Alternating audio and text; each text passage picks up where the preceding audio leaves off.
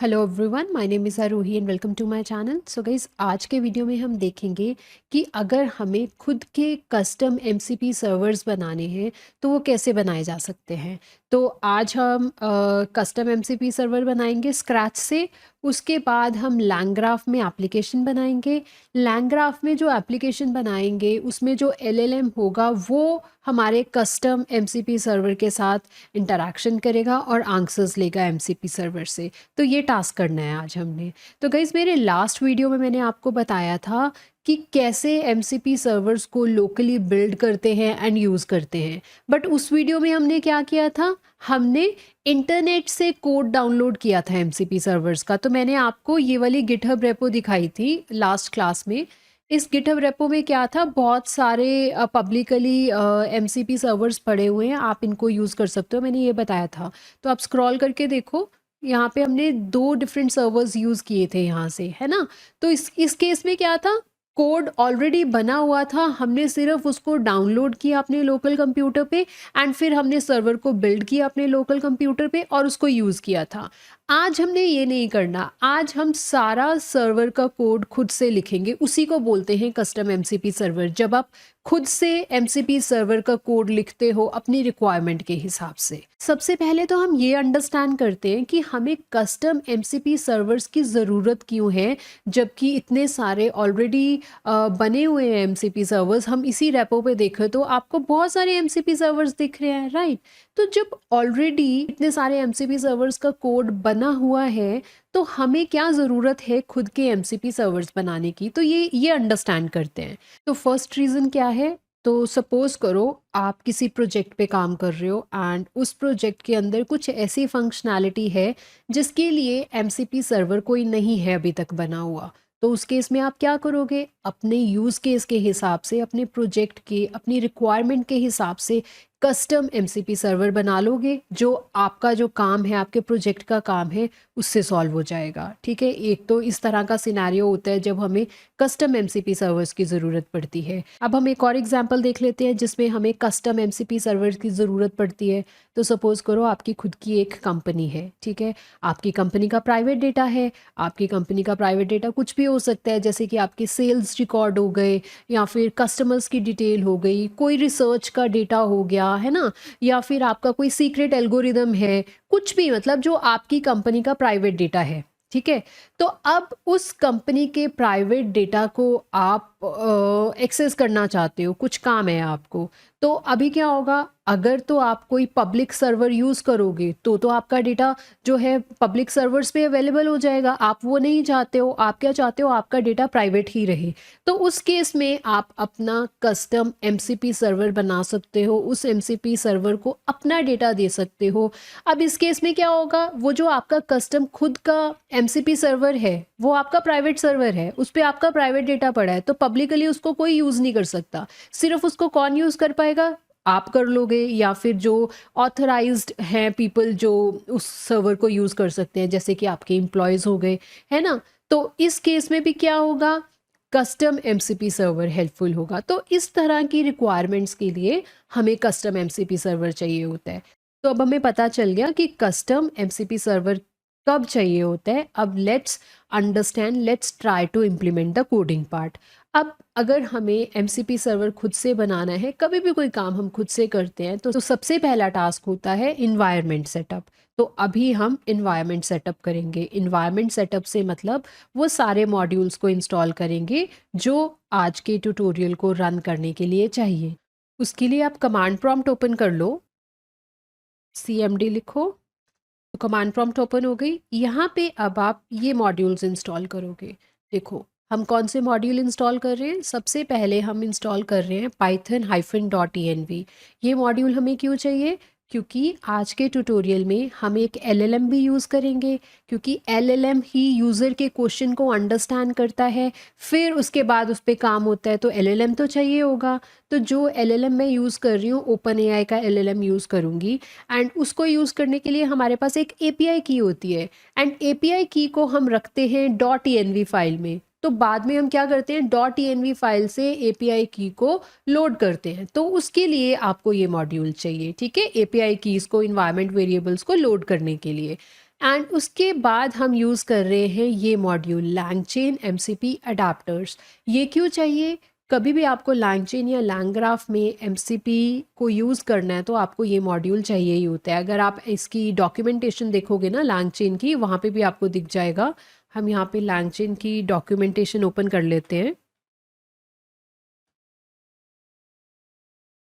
तो हम ये पेज ओपन करते हैं LangGraph MCP। तो जब आप इस पेज पे आओगे, ये देखो यहाँ पे लिखा हुआ है install LangChain MCP adapter library to use MCP tools in LangGraph। तो हमें LangGraph में ही काम करना है, तो इसलिए हमें ये मॉड्यूल की ज़रूरत है। उसके बाद हमने इंस्टॉल करा LangGraph को, क्योंकि LangGraph फ्रेमवर्क तो रिक्वायर्ड है। फिर हम LangChain एंड देन यहाँ पे OpenAI लिखा हुआ है। इसका मतलब है कि जितने भी OpenAI हमने, क्योंकि OpenAI का LLM यूज़ करना है, तो उसके लिए जो भी डिपेंडेंसीज है, जो भी रिक्वायरमेंट्स, जो भी मॉड्यूल्स चाहिए, तो वो भी इंस्टॉल हो जाए। फिर हम इंस्टॉल कर रहे हैं MCP मॉड्यूल को, क्योंकि आज हमने MCP सर्वर क्रिएट करना है, कस्टम MCP सर्वर, तो उसके लिए ये मॉड्यूल चाहिए। एंड हम स्ट्रीमलेट इंस्टॉल कर रहे हैं। स्ट्रीमलेट क्यों इंस्टॉल कर रहे हैं? क्योंकि आज के ट्यूटोरियल में हम सबसे लास्ट में जो कोड देखेंगे ना, उसमें हम स्ट्रीमलेट ऐप बनाएंगे, वेब एप्लीकेशन बनाएंगे, जिसमें जो भी आज हमने पूरा एंड टू एंड लर्न किया होगा ना, MCP सर्वर बनाना, फिर MCP क्लाइंट बनाना, इंटरेक्शन कैसे होगी, तो वो सारा काम हम ना फिर फाइनली एक स्ट्रीमलेट ऐप बना के उसके थ्रू दिखाएंगे। ठीक है, तो ये सारे मॉड्यूल्स चाहिए, आप इसको एंटर कर देना, ये सारे मॉड्यूल्स इंस्टॉल हो जाएंगे। मेरे केस में ऑलरेडी इंस्टॉल्ड है। तो ये रिक्वायरमेंट्स थी आज के ट्यूटोरियल के लिए। अब नेक्स्ट टास्क देखते हैं। तो अभी क्या है, हमें ना 2 पाइथन फाइल्स चाहिए होंगी। एक पाइथन फाइल में तो हम लिखेंगे कस्टम MCP सर्वर का कोड, दूसरी पाइथन फाइल में हम LangGraph के थ्रू कैसे कनेक्ट करना है उस कस्टम MCP सर्वर से, और कैसे उसको क्वेश्चन पूछना और कैसे रिस्पॉन्सेज आएंगे, वो सारा कोड लिखेंगे। तो पहले हम सर्वर वाला पार्ट समझते हैं। तो मैंने एक फ़ोल्डर लिया हुआ है जो कि अभी ब्लैंक फ़ोल्डर है ई ड्राइव में। ये देखिए, ई ड्राइव में ये फ़ोल्डर है LangGraph कस्टम MCP डेमो। इसके अंदर हम आज का सारा कोड करेंगे। तो हम यहाँ पे ना एक फ़ाइल पेस्ट कर रहे हैं। इस फाइल का नाम है कस्टम MCP सर्वर। इस फाइल को ओपन कर लेते हैं। अभी ये ब्लैंक है फाइल, इसके अंदर हम सारा कोड लिखेंगे।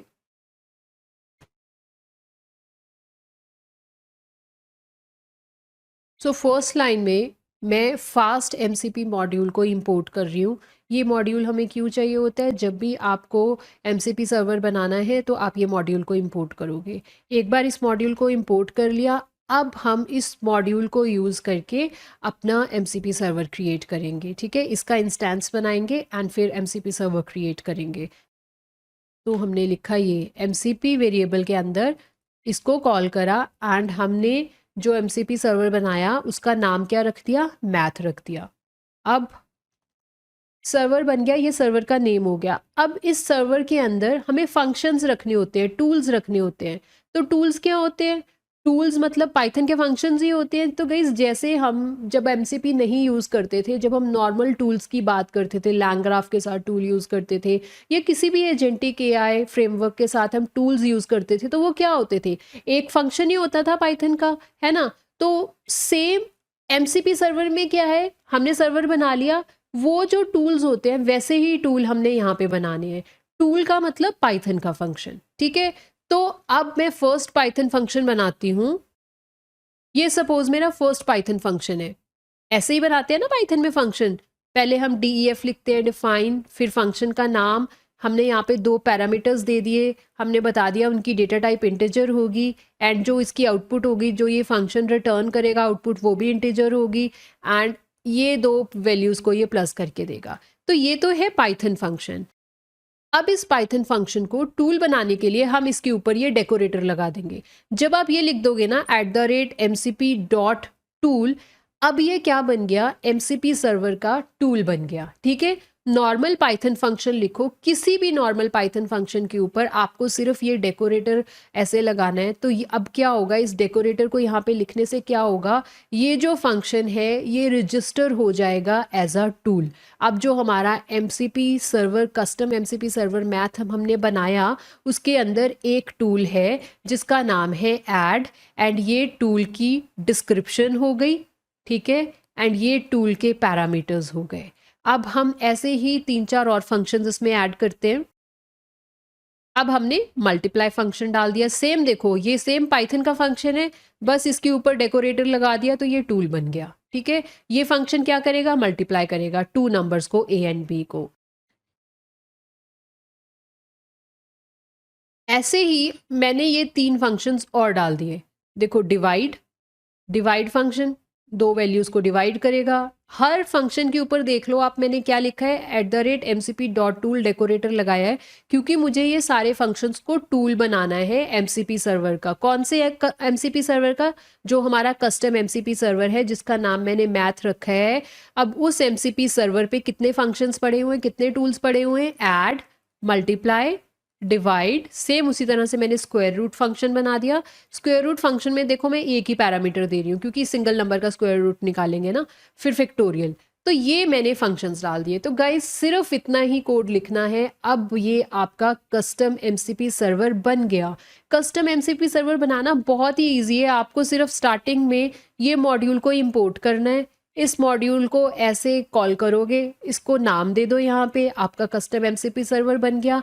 अब इस एमसीपी सर्वर में मैं ये सारे फंक्शंस, सारे टूल्स रजिस्टर करना चाहती हूँ, तो मैंने नॉर्मल पाइथन फंक्शन लिखे, हर फंक्शन के ऊपर ये लगा दिया डेकोरेटर, जिससे ये सारे पाइथन फंक्शंस अब रजिस्टर हो गए हैं एज अ टूल इस वाले एमसीपी सर्वर में। अब हमें लास्ट लाइन लिखनी है ये वाली। इसका क्या मतलब है कि जब हम इस फाइल को रन करें तो ये कोड एग्जीक्यूट हो जाए। ठीक है, तो ट्रांसपोर्ट stdio, इसका क्या मतलब होता है, स्टैंडर्ड इनपुट आउटपुट ऑपरेशन। ये ट्रांसपोर्ट मेथड कब यूज़ होते हैं, जब हमने अपनी लोकल मशीन पे ही काम करना होता है। मतलब आपका क्लाइंट एंड आपका सर्वर, एमसीपी सर्वर, दोनों जब एक मशीन पे होते हैं तो उनके बीच में जो इंटरेक्शन होती है ना, मैसेज एक्सचेंज या कम्युनिकेशन, कुछ भी बोल लो आप, वो हम कर सकते हैं ये स्टैंडर्ड IO इसके थ्रू। अभी क्या होता है, ये जो वर्क करेगी, बट ये वाला जो ट्रांसपोर्ट मेथड है ना, ये कब वर्क करता है, जब आपका client and server local machine पे हो। बट अगर आपका क्लाइंट या सर्वर जो है लोकल मशीन पे नहीं है, ठीक है, मान लो आपका जो एमसीपी सर्वर है वो किसी रिमोट मशीन पे पड़ा है या इंटरनेट पे पड़ा है, ब्राउजर के थ्रू आप चला रहे हो उसको, तो आप यहाँ पे लिखोगे, ये लिख दोगे। देखो 2 तरह के मैंने आपको ट्रांसपोर्ट मेथड्स बता दिए यहाँ पे। एक तो अगर आप लोकल मशीन पे ही आपका क्लाइंट और सर्वर है और उनके बीच में इंटरेक्शन होएगी, तो आप स्टैंडर्ड IO यूज़ कर सकते हो। बट अगर जो है वो लोकल मशीन पे नहीं है, ठीक है, आपका जो एमसीपी सर्वर है, कस्टम एमसीपी सर्वर है, वो किसी और जगह पड़ा हुआ है, ठीक है, नेटवर्क पे है, तो तब आप स्ट्रीमेबल HTTP यूज़ कर सकते हो। ऑलराइट, तो ये जो होता है ये नेटवर्क पे यूज़ नहीं होता, ये लोकल कंप्यूटर पे यूज़ होता है। ये जब आपको इंटरेक्शन करनी है सर्वर एंड क्लाइंट के बीच में, और वो कहीं पे भी हो सकते हैं नेटवर्क पे, तो तब आप ये वाला ट्रांसपोर्ट मेथड यूज़ करते हो। ठीक है, तो अभी के लिए मैं आपको इसके थ्रू दिखा रही हूँ, फिर बाद में मैं इसके थ्रू भी बताऊंगी कि कैसे आप आउटपुट देखोगे। तो हमने सर्वर बना लिया गाइस, सिर्फ इतना ही कोड है। अब सर्वर को रन कैसे करते हैं, मैं लोकल मशीन पे काम करके दिखा रही हूँ आपको। मतलब हमारा क्लाइंट एंड सर्वर दोनों लोकल मशीन पे रन होंगे, तो मैं वो बता रही हूँ ना आपको। तो अब हमारी फाइल का क्या नाम है, कस्टम mcp server.py। इसको हम रन कर लेते हैं क्योंकि हमारा सर्वर बन गया। तो आप कमांड प्रॉम्प्ट ओपन करो, हम किस फोल्डर में काम कर रहे हैं, लैंग्राफ कस्टम एमसीपी डेमो, राइट, इस पे चले जाओ। अब मुझे सर्वर को रन करना है, जो कस्टम सर्वर मैंने बनाया है उसको रन करना है। तो आप लिखोगे कस्टम एंड देन फिर फाइल का नाम। हमारी फाइल का क्या नाम है, कस्टम mcp server.py। तो गाइज अभी हमने सर्वर बना लिया एंड सर्वर रनिंग कंडीशन में है। अब हम आते हैं सेकंड पाइथन फाइल पे, जिसमें हम लैंग्राफ का कोड लिखेंगे एंड हम ये कोड लिखेंगे जिसके थ्रू हम इस एमसीपी सर्वर के साथ कनेक्ट करेंगे एंड यूज़र क्वेश्चन करेगा तो और इंटरेक्शन होएगी। ठीक है, तो वो वाला कोड लिखते हैं। तो इसको ओपन ही रहने दीजिए, ये वाला टर्मिनल ना ओपन ही रहेगा, कमांड प्रॉम्प्ट ओपन ही रहेगा। अगर आप इसको बंद कर दोगे तो आपका कस्टम सर्वर भी बंद हो जाएगा, तो हमें इसको बंद नहीं करना, इसको ऐसे ही चलने दो। अब हम इस फोल्डर में दोबारा आते हैं, यहाँ पर दोबारा आते हैं, यहाँ पे अब हम कोड लिखेंगे, एक और पाइथन फाइल रखते हैं जिसमें लैंग्राफ का कोड लिखना है। तो ये वो फाइल है mcp client लैंग्राफ। ये फाइल अभी एम्प्टी है, ब्लैंक है, इस पे अभी हम कोड लिखते हैं। तो सबसे पहले हमने क्या किया, वो सारे मॉड्यूल्स को इंपोर्ट कर लिया जो इस कोड को सपोर्ट करेगा, जो अभी हम लिखेंगे। तो पहला मॉड्यूल है एसिंक आईओ। ये मॉड्यूल क्यों चाहिए? तो गाइज हम क्या करने वाले हैं आज के कोड में, हम जब यूज़र क्वेश्चन पूछेगा, वो क्वेश्चन एलएलएम के पास जाएगा, एलएलएम एमसीपी सर्वर को वो रिक्वेस्ट करेगा। जब एमसीपी सर्वर को हम रिक्वेस्ट कर देंगे क्वेश्चन, तो एमसीपी सर्वर उसको प्रोसेस करके फिर आउटपुट देगा। तो वो जो वेटिंग टाइम होगा, ठीक है, उस टाइम पे हम चाहते हैं कि पाइथन आइडल ना रहे, खाली ना रहे, पाइथन उस टाइम पे कोई और प्रोसेस को हैंडल कर ले, ताकि हमारा ज़्यादा टाइम वेस्ट ना हो, प्रोसेस फास्ट हो। तो इसलिए हमने एसिंक आईओ मॉड्यूल को यूज़ करा। उसके बाद हमने जो सेकंड मॉड्यूल लिया वो है ये वाला मल्टी सर्वर एमसीपी क्लाइंट। तो ये हम कहाँ से ले रहे हैं? लैंगचेन एमसीपी अडाप्टर से। तो रिमेंबर हमने ये मॉड्यूल इंस्टॉल किया था और मैंने बताया था कि कभी भी आपको लैंगचेन या लैंग्राफ में एमसीपी के साथ काम करना है तो आपको इस मॉड्यूल की ज़रूरत है। तो हमने वो लिया है। तो जो हम सर्वर और क्लाइंट की इंटरेक्शन करेंगे ना, वो इसके थ्रू होगी। मैं अभी बताती हूँ आपको थोड़ी देर में कैसे। उसके बाद हमने चैट ओपन एआई को इम्पोर्ट किया है लैंगचेन ओपन एआई मॉड्यूल से। ये क्यों किया है? क्योंकि जो एलएलएम हम यूज़ करेंगे वो ओपन एआई का एलएलएम यूज़ करेंगे, उसके लिए हमें चैट ओपन एआई मॉड्यूल चाहिए। एंड ये जो 2 लाइन्स हैं ये हम क्यों लिख रहे हैं? क्योंकि हमने जो एप्लीकेशन बनानी है वो लैंग्राफ में बनानी है। लैंग्राफ में हम कोई भी काम करते हैं तो उसके लिए नोड्स चाहिए होते हैं। हम ग्राफ बनाते हैं, ग्राफ का फ्लो होता है, हम खुद से डिसाइड करते हैं कौन सी नोड कहाँ आएगी, उसके बाद फ्लो किधर जाना चाहिए, है ना, कैसे कॉन्वर्सेशन फ्लो होगा, वो हम डिसाइड करते हैं। तो ये सारी चीज़ें उसमें चाहिए। तो जब मैं इनको यूज़ करूँगी कोडिंग में तब आपको एक्सप्लेन करूँगी किस चीज़ का क्या काम है। उसके बाद हमने ये 2 मॉड्यूल्स इंपोर्ट करे। ये मॉड्यूल्स का सिर्फ इतना काम है कि जो आपके इन्वायरमेंट वेरिएबल्स होंगे, जो एपीआई की आप यूज़ करोगे, हम कौन सी एपीआई की यूज़ करेंगे? ओपन एआई मॉडल की एपीआई की यूज़ करेंगे ना, तो वो एपीआई की मैंने डॉट ईएनवी फाइल में रखी होगी। वो डॉट ईएनवी फाइल से जो एपीआई की को यहाँ पे लोड करना है ना, वो इस मॉड्यूल के थ्रू होगा। तो अब हम क्या करते हैं, यहाँ पर ना सबसे पहले डॉट ईएनवी फाइल भी रख लेते हैं जिसके अंदर हमारी ओपन एआई की एपीआई की होगी। तो ये मैंने डॉट ईएनवी फाइल रख ली। अब अगर इस डॉट ईएनवी फाइल को हम ओपन करें तो इस तरह की डॉट ईएनवी फाइल आपको दिखेगी। देखो, ये वाली की ज़रूरत नहीं है, ओपन एआई एपीआई की लिखा होगा एंड सिंगल कोट्स के अंदर यहाँ पर आप अपनी एपीआई की लिखोगे। यहाँ पे मैंने ये हटाई हुई है एपीआई की, जो मेरी एपीआई की थी। आपको खुद से अपनी एपीआई की जनरेट करनी होगी। वो ओपन एआई की एपीआई की यहाँ लिखोगे डॉट ईएनवी फाइल में। एंड ये फाइल हम कहाँ रख रहे हैं? ये फाइल हमें रखनी है उस सेम फोल्डर में जहाँ पर आपका कोड पड़ा है, जो लैंग्राफ वाला कोड हम लिख रहे हैं। ठीक है, तो इतना काम हो गया। अब हम सबसे पहले इन्वायरमेंट वेरिएबल को, मतलब एपीआई की को लोड कर लेते हैं। सिर्फ इतना लिखने से इन्वायरमेंट वेरिएबल जो है, एपीआई की जो है, वो लोड हो जाती है। अब हम एक फंक्शन बनाएंगे, उस फंक्शन के अंदर सारा काम करेंगे। तो देखो, मैंने फंक्शन बनाया, इसके सामने एसिंक लिखा हुआ है, मतलब जो मैंने आपको एक्सप्लेन किया था एसिंक आईओ, वो वाला पार्ट है ये। ठीक है, यहाँ पे हम ओपन एआई वेरिएबल के अंदर ओपन एआई एपीआई की गेट कर रहे हैं। अब हमारी ओपन एआई एपीआई की किस में पड़ी है? इस वेरिएबल में पड़ी है। नेक्स्ट लाइन में मैं मॉडल यूज़ कर रही हूँ, द एलएलएम, जो हमें एलएलएम चाहिए होगा ना आज के काम के लिए। तो वो एलएलएम देखो, चैट ओपन एआई मॉड्यूल जो है वो लिया। मैंने बताया मुझे ये वाला एलएलएम यूज़ करना है एंड मैंने ओपन एआई की एपीआई की यहाँ पे दे दी। तो हमने मॉडल भी डिफाइन कर दिया। अब हम क्लाइंट एंड सर्वर वाला कोड लिखेंगे। एमसीपी जो सर्वर हमने बनाया है, ये वाला जो कस्टम एमसीपी सर्वर है, इसके साथ हमें कनेक्ट करना है, वो वाला कोड अब हम लिखेंगे। तो ये है वो कोड। देखिए हमने क्या किया, मल्टी सर्वर एमसीपी क्लाइंट। तो मल्टी सर्वर एमसीपी क्लाइंट, इसका क्या मतलब है कि हम यहाँ पे ना मल्टीपल सर्वर्स बना सकते हैं। जैसे ये एक सर्वर है, ये एक सर्वर का कोड है, तो यहाँ कॉमा लगाओ। आपको इसके बाद दूसरा सर्वर बनाना है तो यहाँ पे दूसरा सर्वर लिख दो, इस तरह से। ठीक है, पर आज के ट्यूटोरियल में हम सिंगल कस्टम एमसीपी सर्वर देख रहे हैं अभी के लिए। तो हमने कॉल किया इसको क्लाइंट वेरिएबल में, इसको कॉल करा। मैथ हमारे टूल, यहाँ पे देखो क्या नाम है हमारे एमसीपी सर्वर का, मैथ है ना नाम, तो वो लिख दिया जो उसका नाम है एमसीपी सर्वर का। कमांड पाइथन, क्योंकि हमने इसको पाइथन के थ्रू रन किया ना। इसको रन कैसे किया हमने, ऐसे किया था ना, Python custom mcp server dot py, तो वो वाला लिखा हुआ है। फिर यहाँ पे आपने पूरा पाथ प्रोवाइड किया है। तो कहाँ पे पड़ा है ये हमारा जो कोड है, हमारा कोड पड़ा हुआ है ई ड्राइव में, ग्राफ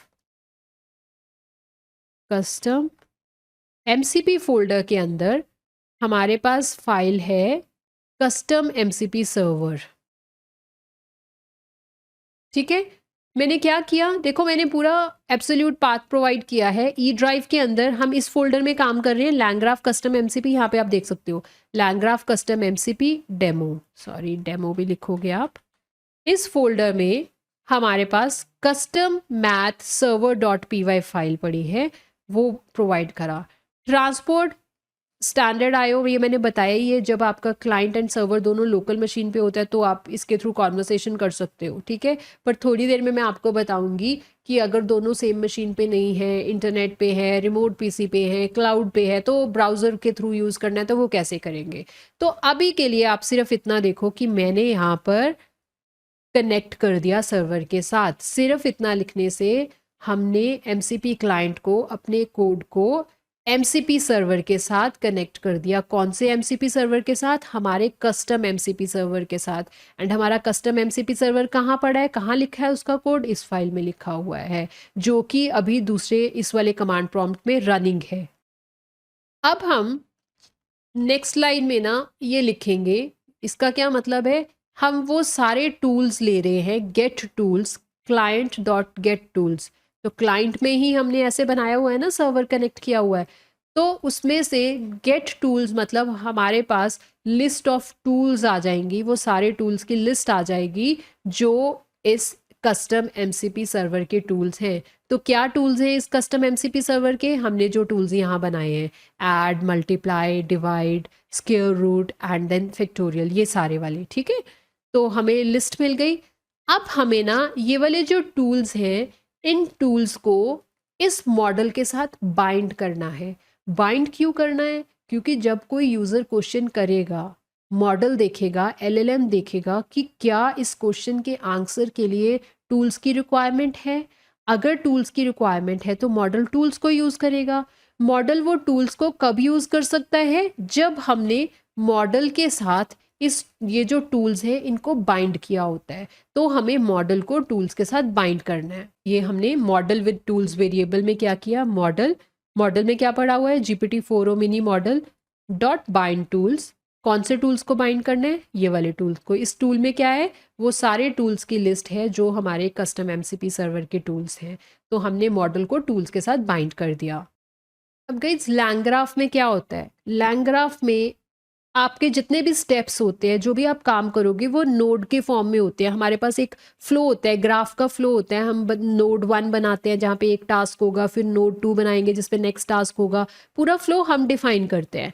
तो अभी जो टूल्स, ये वाले जो टूल्स हैं जो हमने एमसीपी सर्वर से लिए, इन टूल्स को भी ना हमें रैप करना पड़ेगा नोड में। ठीक है, वो कैसे किया जाएगा, इस तरह से देखो, मैंने लिखा टूल अंडरस्कोर नोड, एक वेरिएबल लिया, यहाँ पे टूल नोड कॉल किया। टूल नोड क्या है, ये देखो लैंग्राफ डॉट प्री बिल्ट में से टूल नोड ले रहे हैं हम, एंड इसको सारे टूल्स प्रोवाइड कर रहे हैं। कौन से टूल्स प्रोवाइड कर रहे हैं, जो हमने कस्टम एमसीपी सर्वर के अंदर टूल्स बनाए हैं, जो हमने गेट अंडरस्कोर टूल लिस्ट इसको यूज़ करके गेट करे, वो सारे टूल्स को ना हम एक नोड में डाल रहे हैं। एंड उसके लिए कौन सी नोड यूज़ हो रही है, टूल नोड यूज़ हो रही है।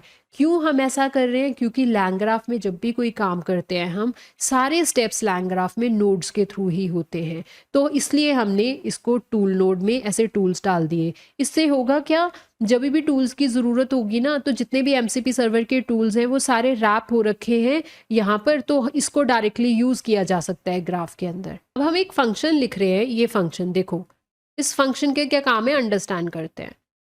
फंक्शन में हो क्या रहा है, फंक्शन का नाम है शुड कंटिन्यू। ये वाली जो लाइन है इसका क्या मतलब है, स्टेट मैसेजेस मतलब जितने भी मैसेजेस होते हैं ना, जब कॉन्वर्सेशन चल रही होती है यूज़र एंड एलएलएम के बीच में, तो जितने भी कॉन्वर्सेशन हो रही होती है, वो जो सारे मैसेजेस होते हैं, वो जो सारे मैसेजेस होते हैं ना, स्टेट में स्टोर होते हैं। मतलब ये एक मेमोरी होती है, जो नोड्स के बीच में मेमोरी रहती है, इसके अंदर यूज़र के सारे मैसेज रहते हैं। लास्ट मैसेज -1 मतलब जो भी लास्ट मैसेज होगा इस लिस्ट में, ये ना बेसिकली एक लिस्ट होती है, लिस्ट के फॉर्म में सारे मैसेजेस स्टोर होते हैं।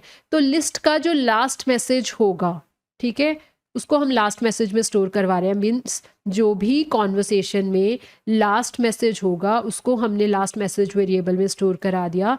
एंड हम देख रहे हैं कि उस लास्ट मैसेज में क्या किसी टूल को कॉल किया गया है, क्या टूल्स की ज़रूरत है।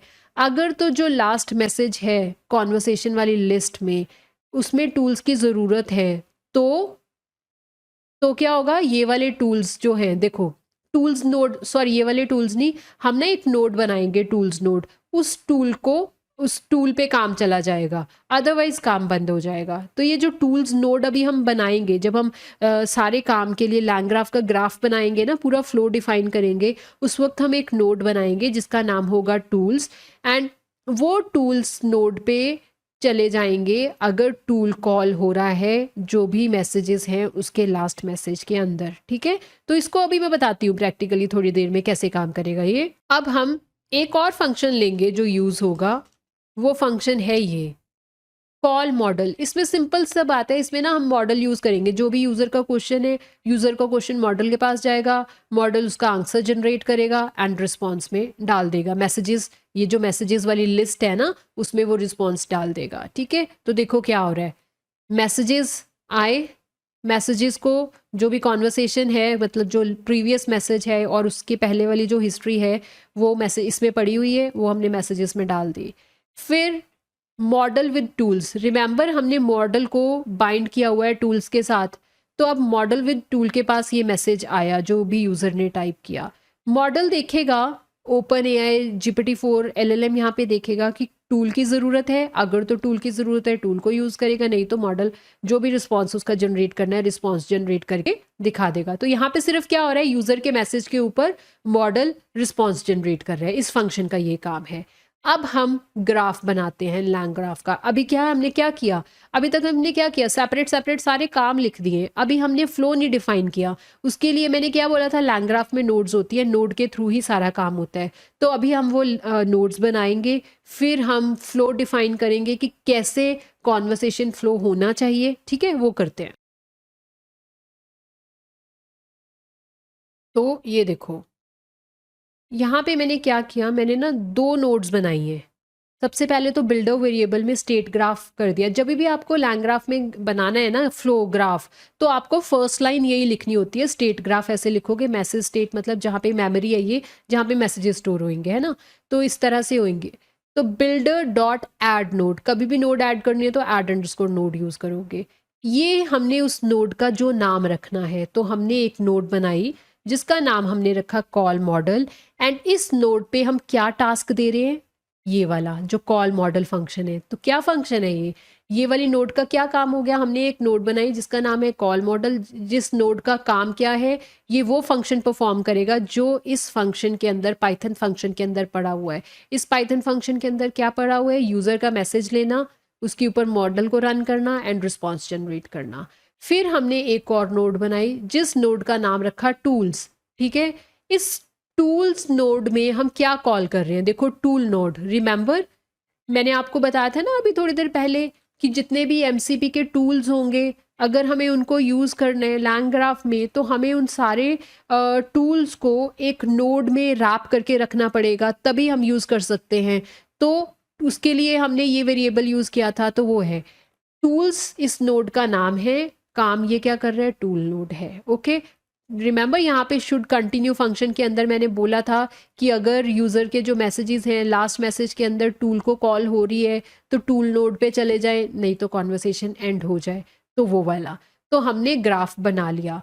अब ग्राफ तो बन गया, अब हमें फ्लो डिफाइन करना है, मतलब काम कहाँ से स्टार्ट होना चाहिए, किस नोड से स्टार्ट होना चाहिए और कैसे कैसे काम एग्जीक्यूट होना चाहिए, वो फ्लो डिफाइन करना है। तो वो करते हैं।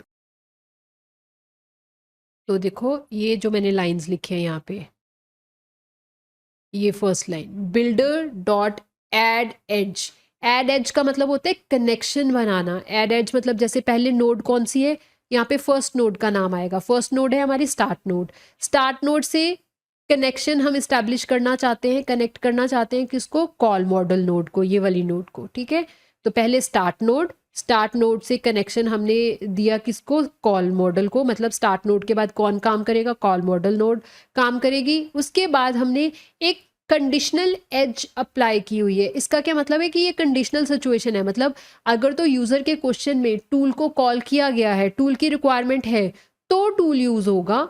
ठीक है, और अगर टूल यूज हुआ तो जब टूल का काम खत्म हो गया उसके बाद काम किसके पास चला जाएगा, कॉल मॉडल के पास। देखो टूल्स के बाद कौन सी नोड से कनेक्ट कर रहे हैं, टूल्स को कौन सी नोड से कनेक्ट कर रहे हैं, कॉल मॉडल को। मतलब जब टूल्स का काम खत्म हो गया, टूल दोबारा जो भी उसका रिजल्ट निकला वो किसको दे देगा, कॉल मॉडल को दे देगा। तो ये हमने यहाँ पे हमने क्या किया, डिफाइन किया फ्लो को। पहले हमने नोड्स बनाई, फिर हमने उसका फ्लो, ग्राफ का फ्लो डिफाइन किया कि पहले स्टार्ट नोड होगी, फिर कॉल मॉडल नोड होगी, फिर वो देखेगी कि अगर टूल की ज़रूरत है, अगर टूल यूज़ हो रहा है, कंडीशनल एज लगाया हुआ है, अगर टूल यूज़ हो रहा है तो टूल अपना काम करेगा। उसके बाद दोबारा से कंट्रोल किसके पास चला जाएगा, कॉल मॉडल के पास। तो ये हमारा ग्राफ हमने फ्लो डिफाइन कर दिया। अब हमें इस ग्राफ को कंपाइल करना है एंड रन करना है। बिना कंपाइल किए आप ग्राफ को रन नहीं कर सकते, तो पहले हम इसको कंपाइल करेंगे।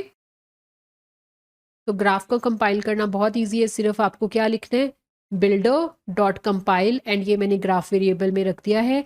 अब हम रन करते हैं। अब हम चेक करते हैं, क्वेश्चन पूछेंगे। अभी हम क्वेश्चन लिखेंगे। हमारा क्वेश्चन एलएलएम के पास जाएगा। एलएलएम उस क्वेश्चन के बेसिस पे अगर तो एमसीपी सर्वर के साथ कनेक्शन इस्टेब्लिश करेगा, टूल की ज़रूरत है तो टूल्स को यूज़ करेगा।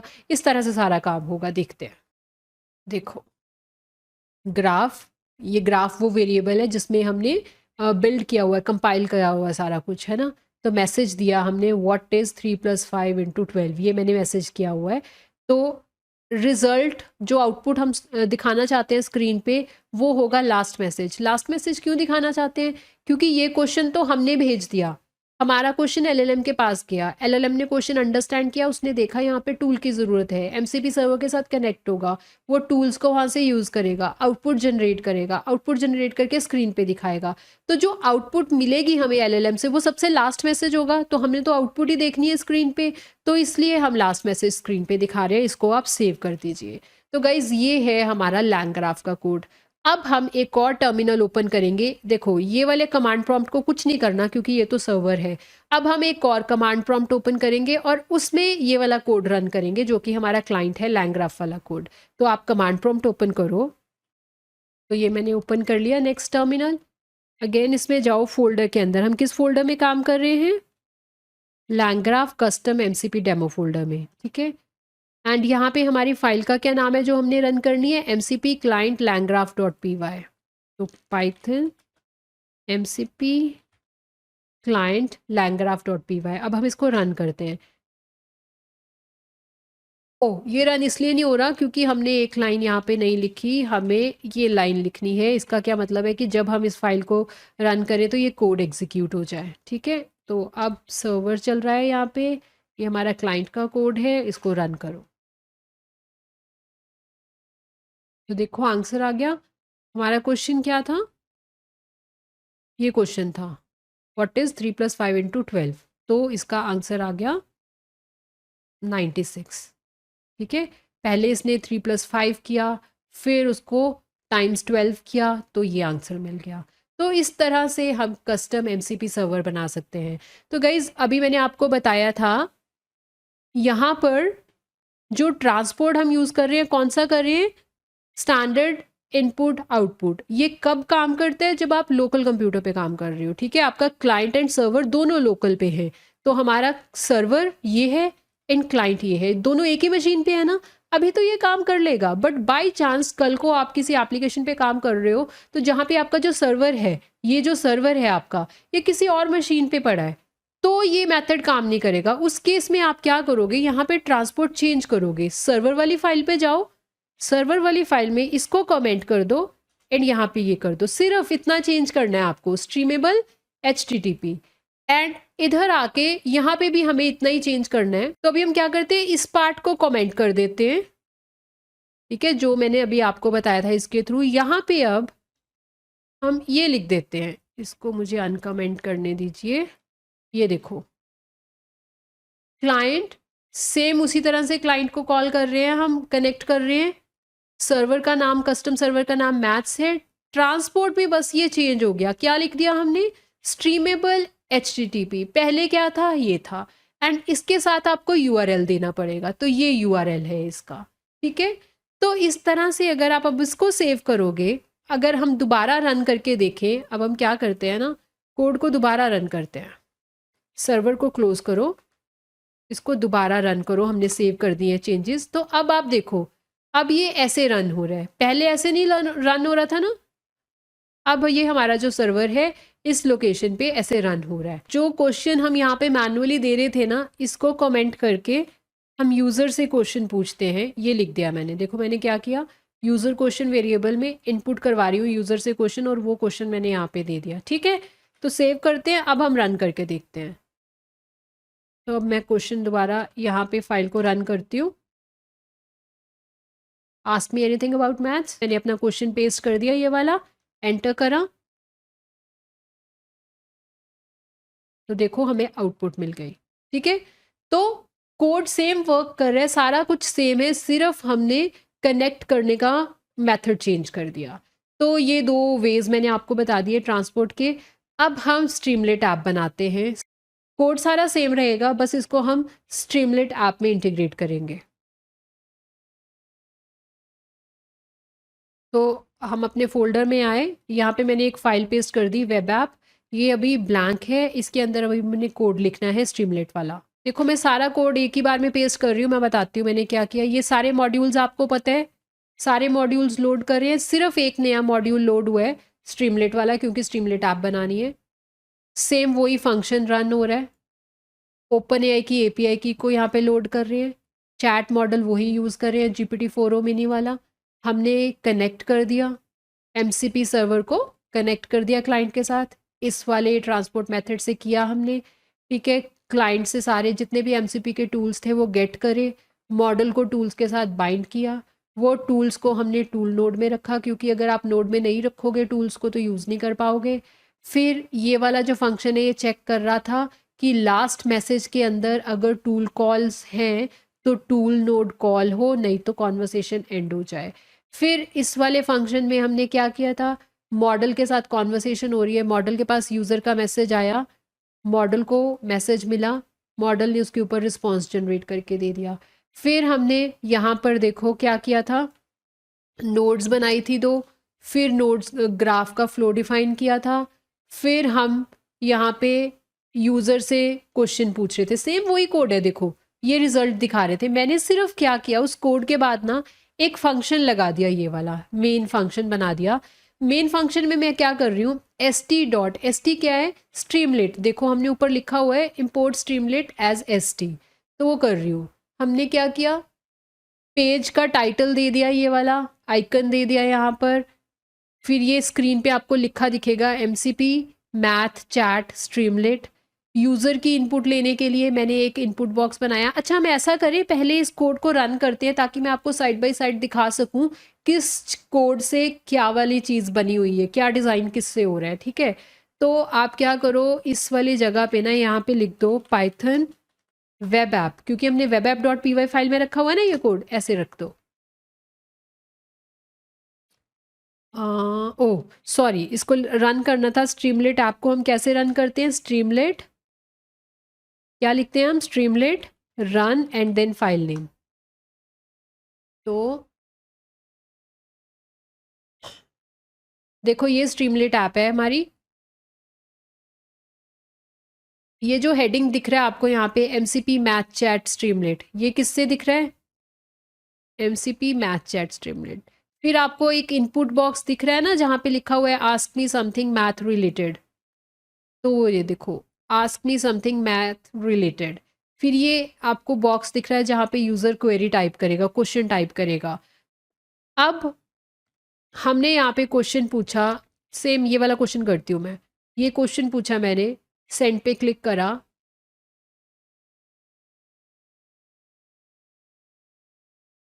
तो result is this, right. Next question कर लेते हैं। तो देखो answer is this. So guys इस तरह से आप कस्टम एमसीपी सर्वर बना सकते हैं। आज के ट्यूटोरियल में हमने क्या देखा, हमने कस्टम एमसीपी सर्वर बनाया, लैंडग्राफ में एलएलएम यूज़ करा, उस एलएलएम के थ्रू हमने एमसीपी सर्वर के साथ कनेक्ट करा एंड जो भी यूज़र का क्वेश्चन था उसका आंसर लिया। गाइस इस कोड का लिंक मैंने डिस्क्रिप्शन सेक्शन में दिया हुआ है, आप ये कोड ट्राई कर सकते हो। एंड अगर मेरा वीडियो हेल्पफुल लगा हो तो प्लीज़ मेरे चैनल को लाइक शेयर एंड सब्सक्राइब करना। Thank you for watching.